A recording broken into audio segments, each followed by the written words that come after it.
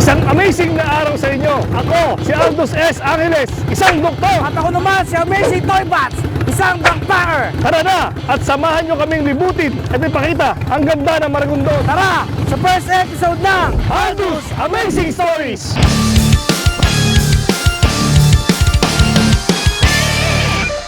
Swak sa budget at eco-friendly na tambayan ba ang hanap mo? Sagot na namin yan! Tara na, Dok. Gugutom na ako. Gutom na tayo.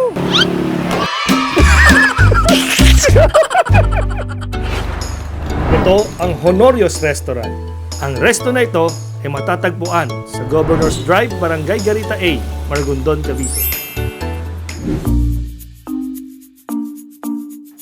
Meron silang bulalo, sinigang, pakbet, fried chicken, nilasing na pusit, pinaputok na tilapia, sisling gambas, fried bangus, at marami pang iba.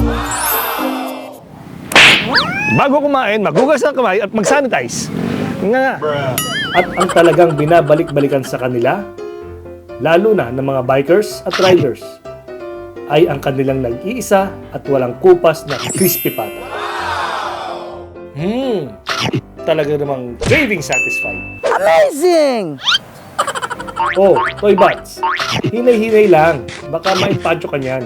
Dok, walang masagan ng trip. Talaga namang sulit at swak sa panlasa, di ba? Kung may katanungan at nais matikman ang mga pagkain dito, ay maaaring bisitahin lamang ang kanilang FB page. Toy Bats, busog ka ba? Grabe, Dok. Busog na busog. Ang dami po natin nakain. Kamagalala, hindi halata. O paano? That's all for today. Kita-kits tayo sa susunod na episode ng Aldous Amazing Stories!